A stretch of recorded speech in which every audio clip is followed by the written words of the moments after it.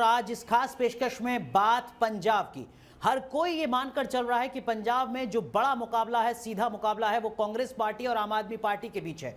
दोनों ही political party ने अलग अलग तरीके से, अलग अलग अंदाज में अपने मुख्यमंत्री पद के चेहरे का ऐलान कर दिया है। जहां एक तरफ एक वीडियो के जरिए जिसमें सोनू सूद नजर आ रहे हैं, कांग्रेस पार्टी ने बता दिया कि पंजाब में कांग्रेस का चेहरा मुख्यमंत्री के तौर पर होंगे चरणजीत सिंह चन्नी, जो पंजाब के मौजूदा मुख्यमंत्री हैं। वहीं दूसरी तरफ आम आदमी पार्टी ने एक अलग तरीके से, एक अलग प्रयोग करके सर्वे के जरिए मुख्यमंत्री के चेहरे का ऐलान किया और नाम का ऐलान हुआ भगवंत मान का। लेकिन क्या यह सिर्फ दो नामों का ऐलान है या फिर इसके पीछे का जो पूरा गुणा गणित है, खासकर जातीय लिहाज से, वो बेहद महत्वपूर्ण है। इस गुणा गणित को सरल शब्दों में आपको समझाने की कोशिश करेंगे। दो खास मेहमान हमारे साथ जुड़ेंगे। 2022 के महादंगल में सीएसडीएस के प्रोफेसर संजय कुमार सर हमारे साथ जुड़ेंगे। वरिष्ठ पत्रकार राहुल देव सर भी हमारे साथ जुड़ेंगे।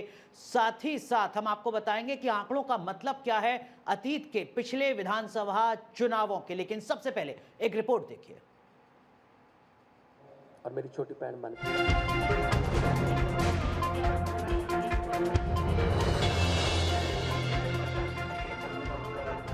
पंजाब में चुनावी माहौल गर्मा गया है। सियासत तेज है। हर पार्टी वोटर को लुभाने का दांव चल रही है और इस सियासी खेल में आम आदमी पार्टी ने चला है नया दांव।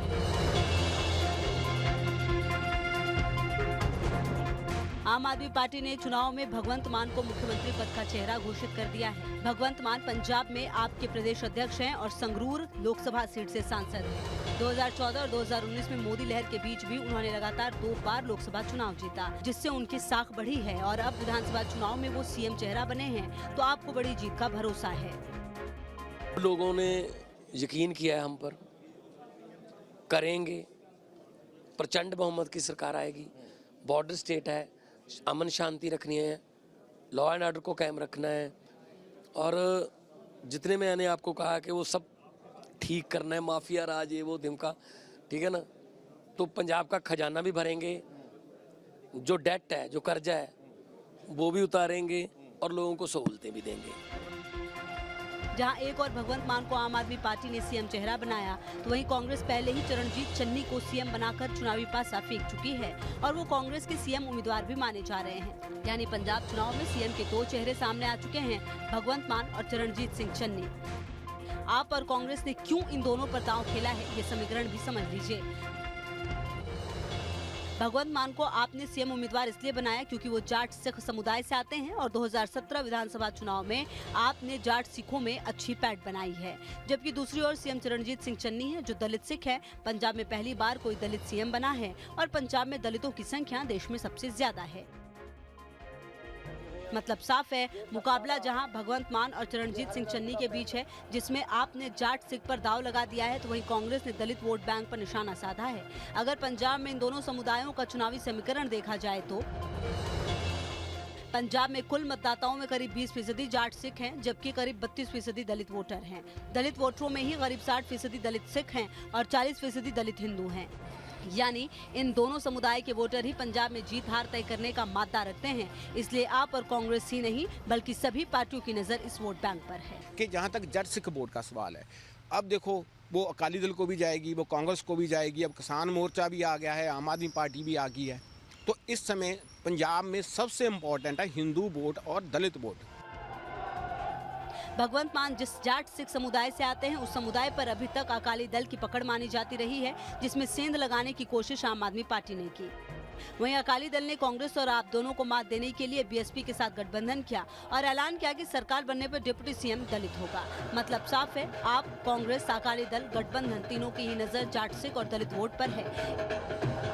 एक और खास बात यह भी कि भगवंत मान और चरणजीत सिंह चन्नी दोनों पंजाब के मालवा इलाके से ताल्लुक रखते हैं और पंजाब की 117 सीटों में से 69 सीटें इसी इलाके में है। यानी कि जिसने मालवा का चुनावी समीकरण साध लिया, वो पंजाब का सिरमौर बन गया।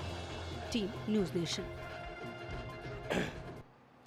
तो सीधा रुख करते हैं, हमारे साथ हमारे 2 खास मेहमान वरिष्ठ पत्रकार राहुल देव सर और सीएसडीएस के प्रोफेसर संजय कुमार सर जुड़ चुके हैं। साथ ही साथ मेरे सहयोगी मोहित बख्शी हमारे साथ जुड़ रहे हैं पंजाब से, जो लगातार पंजाब की सियासत को कवर कर रहे हैं। लेकिन सबसे पहला सवाल संजय सर आपसे, क्या आपको भी लगता है कि ये सिर्फ 2 नामों का ऐलान भर नहीं है, बल्कि इसके पीछे का जो जातीय गुणाभाग है वो इस बार बेहद महत्वपूर्ण है, बेहद खास है?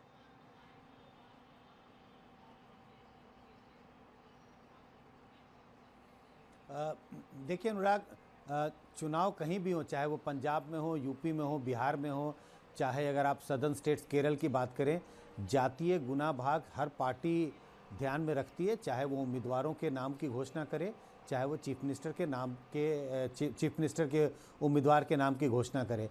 तो जब आम आदमी पार्टी ने भगवंत मान के नाम की घोषणा की है, इसके पीछे ये बात ज़रूर सोच रही होगी कि जट सिख समुदाय से वो आते हैं। और अगर आप पिछले चुनाव को देखें, 2017 के विधानसभा चुनाव को देखें, तो आम आदमी पार्टी को जट सिख समुदाय के वोटरों का समर्थन मिला था। आम आदमी पार्टी चाहती है कि इस समर्थन को वो बरकरार रखे, बल्कि और पैठ बढ़ाए।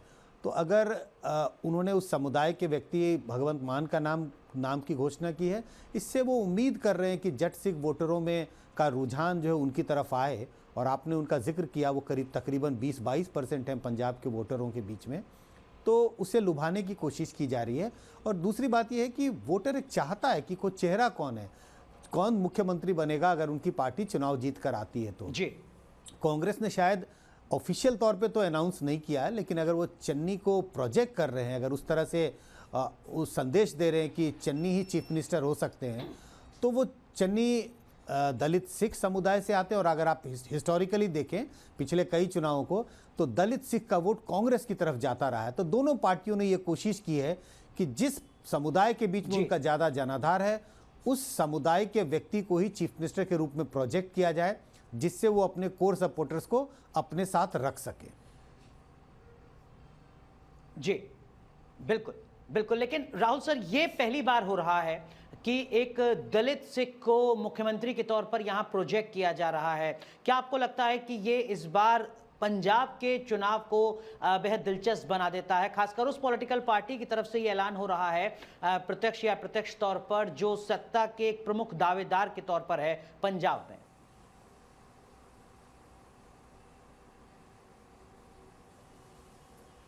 ये पहली बार तो है ही। इसके अलावा जब से वो मुख्यमंत्री बनाए गए हैं, भले ही वो स्टॉप गैप मुख्यमंत्री बनाए गए हों, लेकिन चन्नी ने अपनी एक जगह भी बनाई है इस बीच। उन्होंने इस मौके का, समय का फायदा काफ़ी उठाया है। और अगर वो ये सुनिश्चित कर लेते हैं कि उनके कारण, और कांग्रेस का एक पारंपरिक वोट बैंक जो जाट सिखों में भी है, दूसरे हिंदुओं में भी थोड़ा बहुत है, ऐसा नहीं कि बिल्कुल शून्य हो, काफ़ी है, और उसमें दलितों का ठोस वोट उनको पड़े, जो सबसे बड़ा वहाँ पे सभी हम जानते हैं वर्ग है, तो उनकी संभावनाएं बहुत बढ़ जाती हैं। जी, तो ये बिल्कुल स्पष्ट है कि चन्नी के रहने से लाभ ही होगा। मुझे नहीं लगता कि चन्नी के होने से केवल वहाँ से जट सिख कांग्रेस से दूर होंगे। कुछ अगर दूर हो सकते हैं, क्योंकि एक मान के रूप में एक नया चेहरा सामने आया है, वो भी जाट सिख हैं, और उनका आम आदमी पार्टी की लोकप्रियता हम जानते हैं कि पिछले वर्षों से लगातार बढ़ती रही है। पिछले चुनाव में बहुत अच्छा प्रदर्शन था उनका, तो वो उधर भी जाएंगे। तो ये तय है कि जाट सिख तो बटेंगे, दलित कितने बटेंगे ये अभी देखना बाकी है, लेकिन वो भी तो जरूर बटेंगे। लेकिन मुझे नहीं लगता कि उसमें उतना बंटवारा अब होगा, क्योंकि पहले से ही, अब संजय जी भी बता रहे हैं, वो भी सही है कि वो कांग्रेस के साथ पहले भी थे और अब शायद और ज्यादा होंगे, क्योंकि पहली बार इतिहास में उनको ये मौका मिला है कि सीधे उनका एक अपना प्रतिनिधि मुख्यमंत्री बना है। बिल्कुल बिल्कुल, ये बेहद महत्वपूर्ण है कांग्रेस पार्टी के लिहाज से। लेकिन जरा आम आदमी पार्टी की भी बात करते हैं। हमारे सहयोगी मोहित लगातार पंजाब में कवर कर रहे हैं पार्टी को। मोहित, ये पहले से ही माना जा रहा था कि पंजाब में आम आदमी पार्टी का जो सबसे बड़ा लोकप्रिय चेहरा है वो भगवंत मान है। उसके बाद में केजरीवाल कहते हैं कि नहीं, हम तो सर्वे के जरिए ऐलान करेंगे। 21-22 लाख लोगों को सर्वे में वो वोट देते हैं। उसके बाद भगवंत मान के नाम का ऐलान होता है। क्या ये सिर्फ रस्म-अदायगी थी, एक औपचारिकता भर थी, एक इवेंट भर थी, या वाकई पंजाब में भगवंत मान आम आदमी पार्टी के नेता के तौर पर इतने लोकप्रिय हैं कि हर किसी की, या 93% लोगों की पसंद भगवंत मान?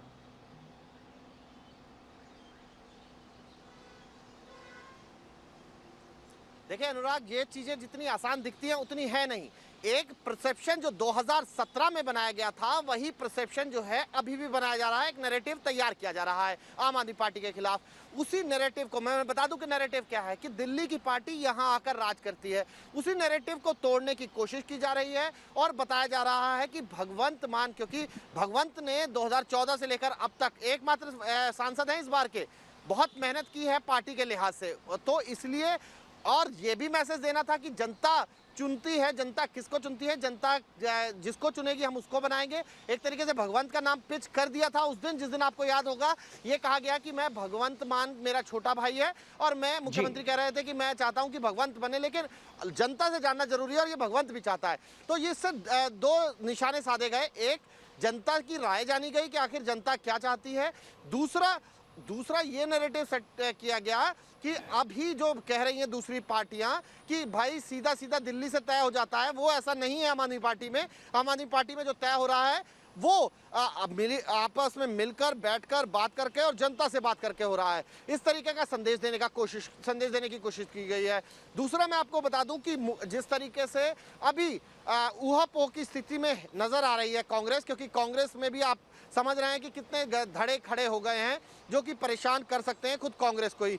इसीलिए कांग्रेस अभी स्पष्ट रूप से नहीं कुछ कह रही है। एक वीडियो जारी होता है, सपोर्ट करती हुई नजर आती है मुख्यमंत्री पद के लिए कांग्रेस, लेकिन स्पष्ट अभी भी नहीं हुआ। तो अब दूसरी पार्टियों के सामने भी इसी तरीके की चुनौती है, क्योंकि लगातार आम आदमी पार्टी से यही पूछा जा रहा था। ये बड़ी गलती जो है वो 2017 के चुनाव में की गई थी, उससे सीख ली गई है कि अब मुख्यमंत्री कैंडिडेट दिया गया है।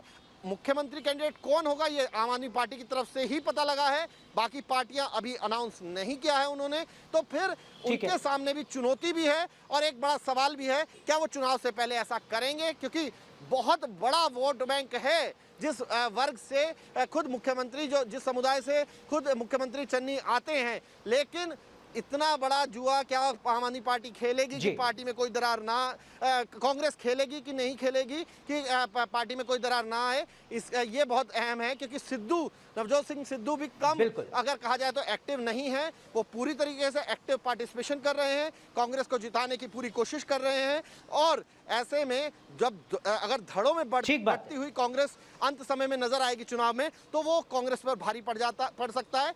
ऐसी गलती कांग्रेस नहीं करना चाहेगी। जी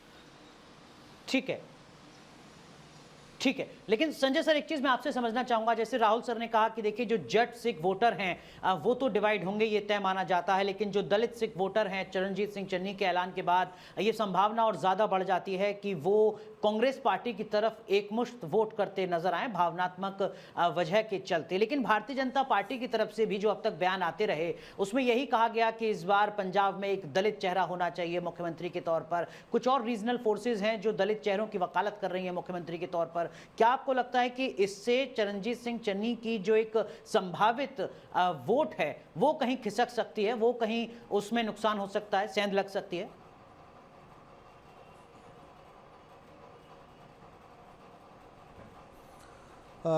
देखिए बाकी सारी पार्टियां प्रॉमिस कर रही हैं। आम आदमी पार्टी ने भी कहा था कि अगर हमारी सरकार बनी तो हम दलित उप मुख्यमंत्री बनाएंगे। बीजेपी भी इसकी वकालत कर रही है, अन्य पार्टियां भी इसकी वकालत कर रही हैं कि दलितों को साझेदारी मिलनी चाहिए, और सारी पार्टियां ये कह रही हैं कि दलित को हम मुख्यमंत्री बनाएंगे या बनाना चाहिए। कांग्रेस ने ये कर दिया है, चुनाव के पहले ही कर दिया।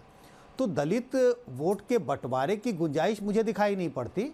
दलित वोट, खासकर दलित सिख वोट जो है, मैं हिंदू दलित की नहीं बात कर रहा, दलित सिख वोट जो है वो कांग्रेस के पीछे कंसोलिडेट होता हुआ मुझे दिखाई पड़ता है।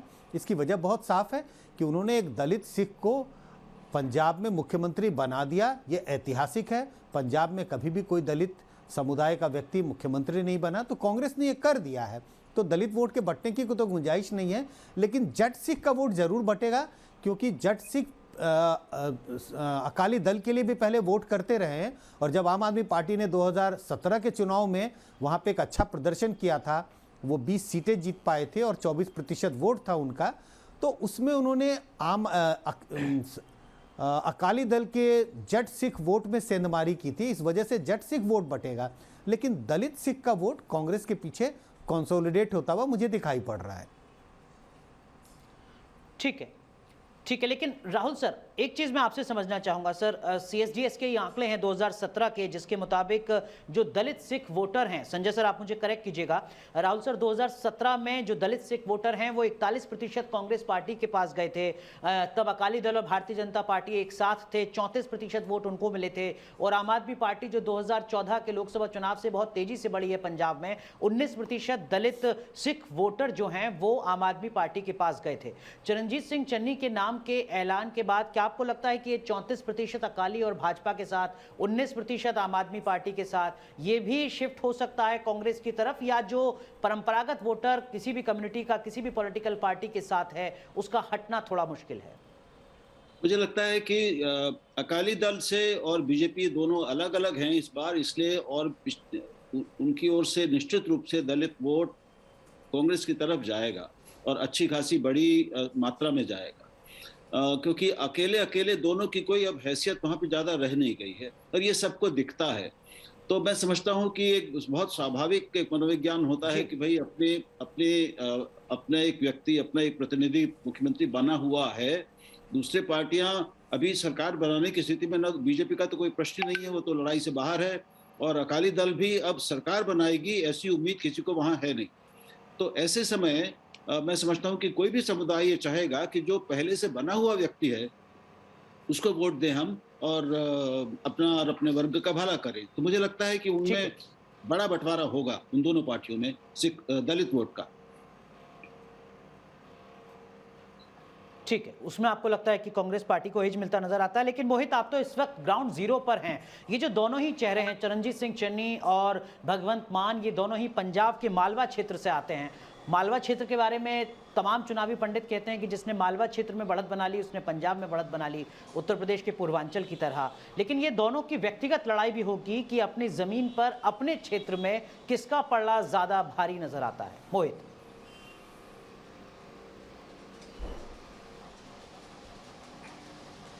जी बिल्कुल, यही वजह है कि खुद अभी जल्द ही अनाउंसमेंट होने वाला है कि भगवंत मान जो है वो मालवा क्षेत्र की ही एक सीट से चुनाव लड़ने वाले हैं। अभी सीट लगभग तय मानी जा रही है, लेकिन कहा जा रहा है कि जल्द ही उसको कंफर्म कर दिया जाएगा।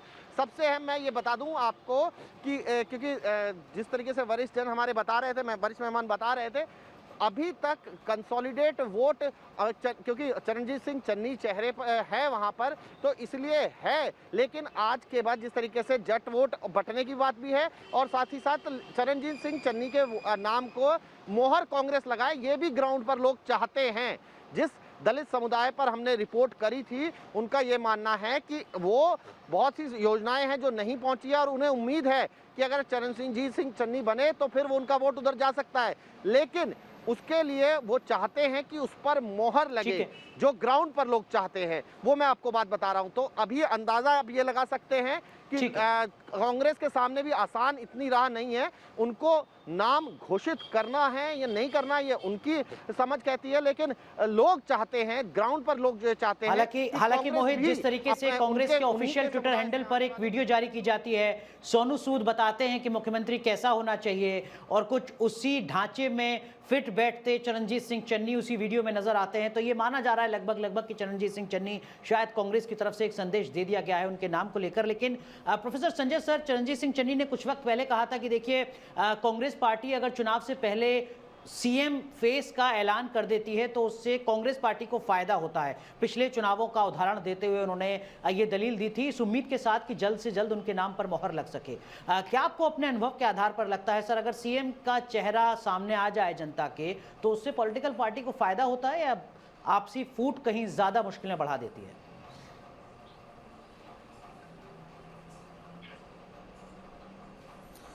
दोनों चीज़ें होती हैं। निश्चित रूप से रूलिंग पार्टी को इसका फ़ायदा होता है, लेकिन अगर पार्टी यूनाइटेड रहे तो, अगर आपने किसी का चेहरा चीफ मिनिस्टर के रूप में घोषित किया और पार्टी के अंदर में अगर फूट हो जाए तो उसका नुकसान हो सकता है।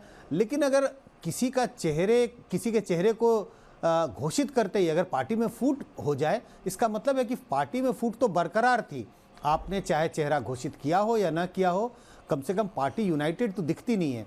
लेकिन जनता के मन में ये बात रहती है, जब वो किसी एक पार्टी का समर्थन करते हैं तो वो चाहते हैं कि कम से कम ये तो पता चले कि अगर उनकी पार्टी सरकार बनाएगी तो कौन मुख्यमंत्री बनेगा।